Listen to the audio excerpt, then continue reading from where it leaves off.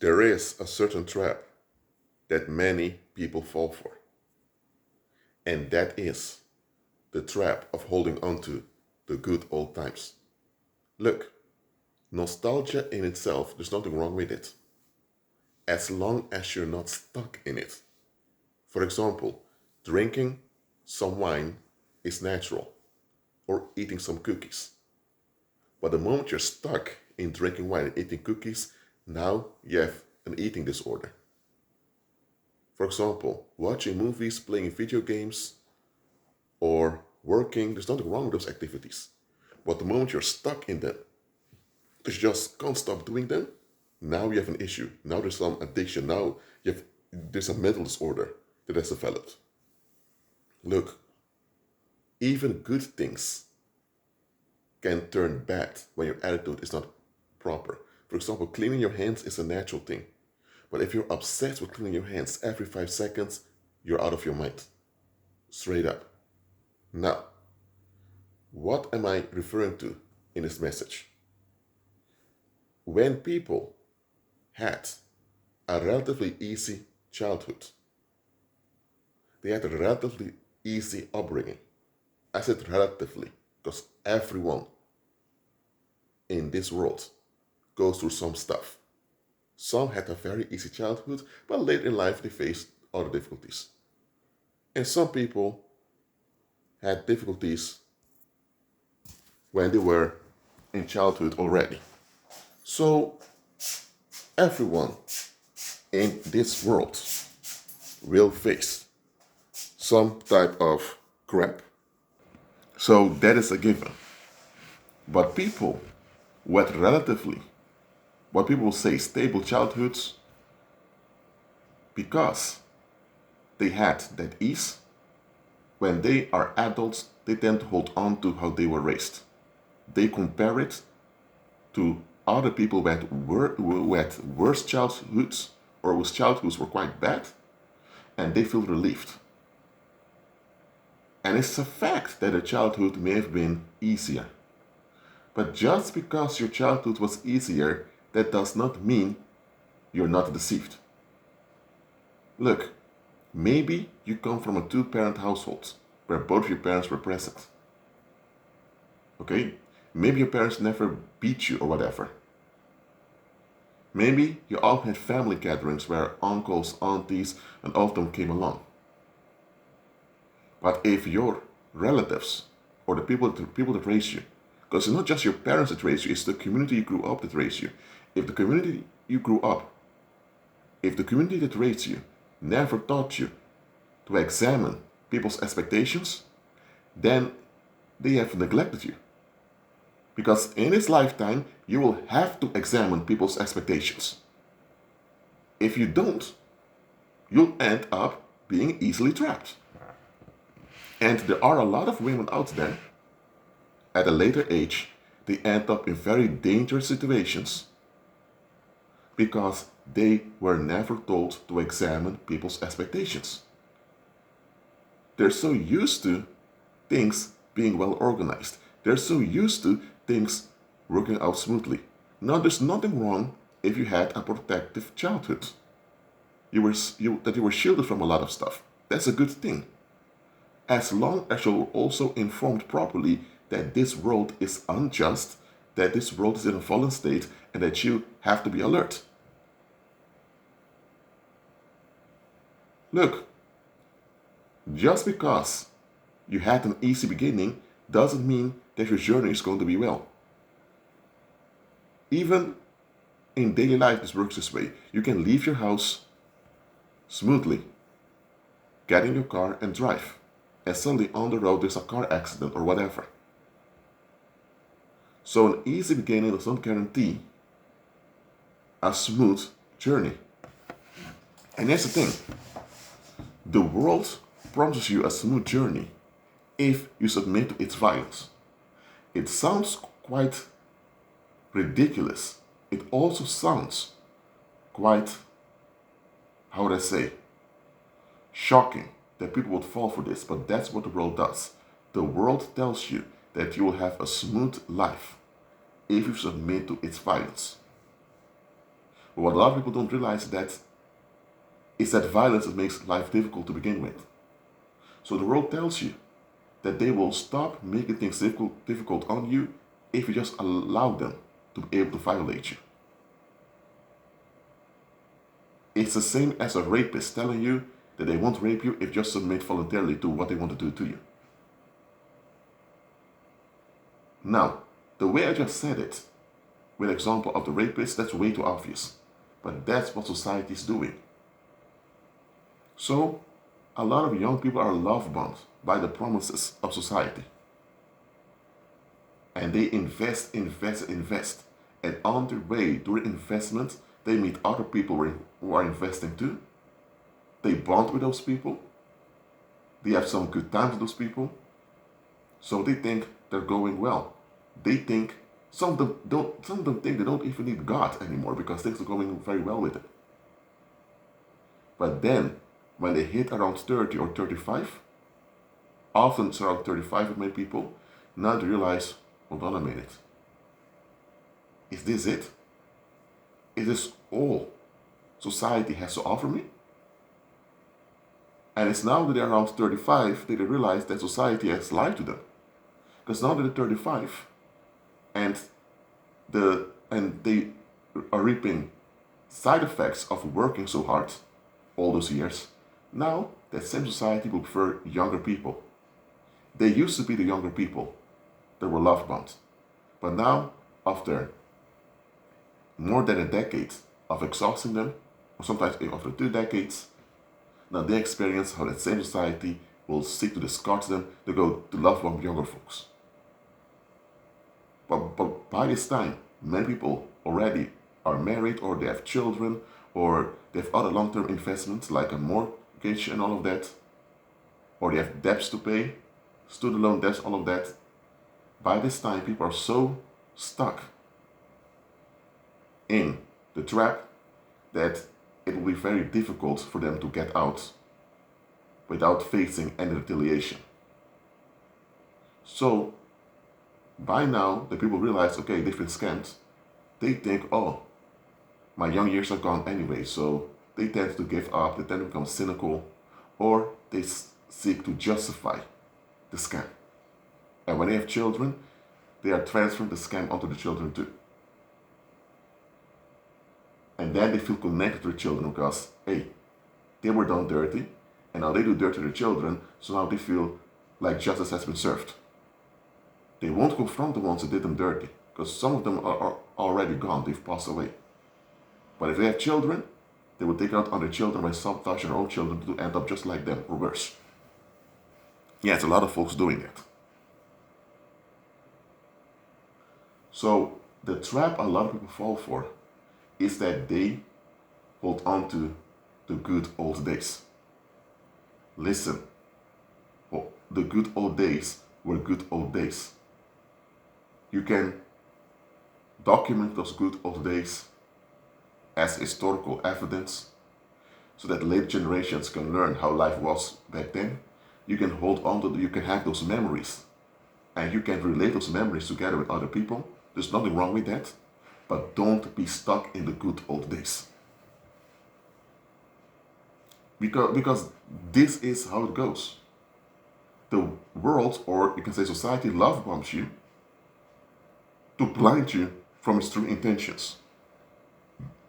That's why in daily life, when a scam artist approaches you, they overwhelm you with empathy, with care and all of that, just to overwhelm you with good feelings.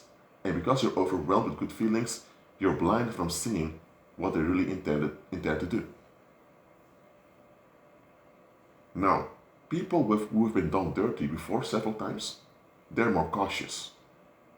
Or people who just pay a little bit attention who realize, this is a bit off. But in general, people just want to be recognized.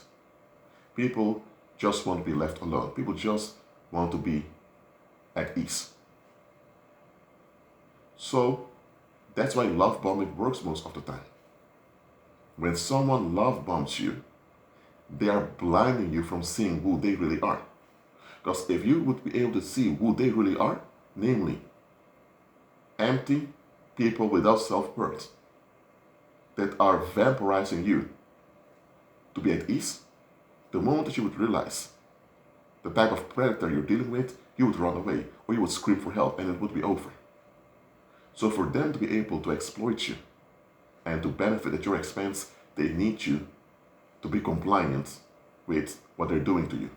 Now, you will never be compliant with what they're doing to you if you were fully aware what they were doing and how it would affect you negatively in the long run. So, they blind your perception by overwhelming you with fake love. Because it's not real love they're showing, it's fake love, but because the fake love feels so real, you're blinded. Your perception is blurred. That is a spell they put on you. And because of this spell, you see things backwards. The same thing society is doing to people. And that's why I'm telling you, saints, to beware of societal love bombing. Anytime you have a difficulty in your life that you're going through, beware who you're sharing it with. Look, everyone during his lifetime will face some difficulties, okay? And being transparent about what you're going through, there's nothing wrong with it. However, some people will use that information against you. If, for example, one of your parents just passed away, and you're in distress now, you are at a weak point in your life. And during this weak point, it's very easy for people to trick you. So, some people will attempt to trick you into a cult. Now, you naturally would never join a cult. But because you're going through distress and you needed emotional support, the wrong people gave you emotional support. And while you were receiving emotional support, you were not aware of what they were doing, but behind the scenes, they tricked you into a cult. So now that the season of that extra necessity for emotional support is over, now you wake up and realize, hold on a minute, who are all these people I'm around? Why do they know so much about me? Why do they have such a grip over me? And I realize, oh dear, I've been tricked.